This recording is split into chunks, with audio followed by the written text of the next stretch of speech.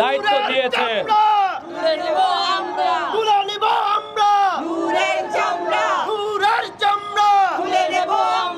Advocate Tajul Islam সহ আন্তর্জাতিক অপরাধ ট্রাইব্যুনালকে বিতর্কিত করার জন্য যে ষড়যন্ত্র করা হয়েছে, এই ষড়যন্ত্রটি মনে করি আওয়ামী ফ্যাসিস্টদের পক্ষ থেকে প্রেসক্রাইব করা ইন্ডিয়া এবং রয়ের প্রেসক্রিপশনে এই ধরনের একটি কাজ করা হয়েছে। আন্তর্জাতিক অপরাধ ট্রাইব্যুনালকে বিতর্কিত করতে পারলে, এখান থেকে তাজুল ইসলামকে সরিয়ে দিতে পারলে, তাদের মতো করে একটা লোক বসিয়ে যেন তেন একটা বিচার করে বাংলাদেশে সেই গণহত্যাকারীদেরকে বাঁচিয়ে দেওয়ার একটা প্রচেষ্টা, এটাই আমি মনে করি। তো এই প্রচেষ্টা বাংলাদেশের ছাত্র নাগরিকরা এই প্রচেষ্টাকে নস্যাৎ করে দেবে। আন্তর্জাতিক অপরাধ ট্রাইব্যুনালে একটা হাত যে দেওয়ার চেষ্টা করবে, সেই হাত আমরা ছাত্র জনতা কেটে নেব ইনশাআল্লাহ। আমি সর্বশেষে যেটি বলতে চাই, নুরুল হক নূরের সাম্প্রতিক কর্মকাণ্ড, জুলাই গণ অভ্যুত্থানে যারা নিহত হয়েছে, যারা আহত হয়েছে, যারা এই গণ অভ্যুত্থানকে নেতৃত্ব দিয়েছে, তাদের যে চেতনা, তাদের যে স্পিরিট, সেই স্পিরিটের বিপরীতে অবস্থান করছে তার রাজনৈতিক কর্মকাণ্ড। আমি তাকে ঘিরে একটি স্লোগান তৈরি করেছি, শেখ মুজিব হাসিনার পরে নুরু, ফ্যাসিবাদী স্বৈর শাসনের নতুন শুরু।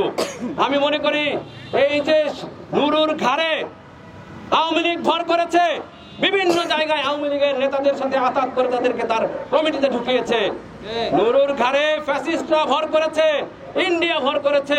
তার ব্যাপারে বাংলাদেশের মানুষকে সচেতন করার জন্যই, তার ব্যাপারে বাংলাদেশের নাগরিকদেরকে তার ব্যাপারে চোখ রাখার জন্য আজকে আমাদের এই সমাবেশের নাম দেওয়া হয়েছে নভেম্বর সতর্কতা সমাবেশ।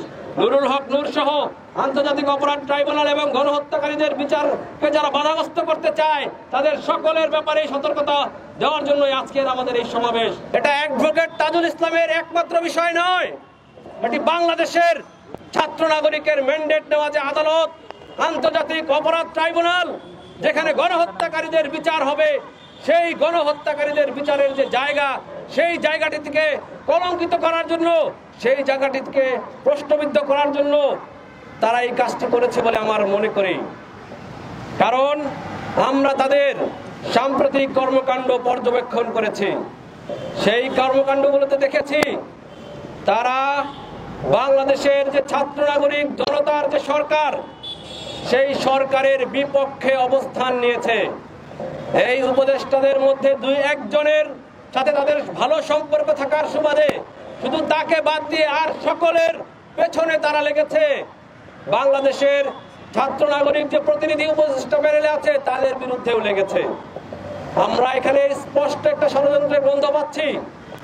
বাংলাদেশে তাদের আতাতের ব্যাপারেও আমরা জেনেছি। তো এই গণহত্যাকে প্রশ্নবিদ্ধ করার জন্য এই যে আন্তর্জাতিক অপরাধ ট্রাইব্যুনালটি গঠিত, সেই আন্তর্জাতিক অপরাধ ট্রাইব্যুনালকে প্রশ্নবিদ্ধ করার জন্য গতকাল হাইকোর্ট চত্বরে কিছু বটতলার উকিল নিয়ে, যাদেরকে নুরুল হক নূর তার নিজস্ব ক্ষমতা বলে, আইন মন্ত্রণালয়ের ক্ষমতা বলে বিভিন্ন জায়গায় এবং সুপ্রিম কোর্টের বিভিন্ন কোর্টে সহকারী অ্যাটর্নি জেনারেল, পাবলিক প্রসিকিউটর এরকম দায়িত্ব দিয়েছে।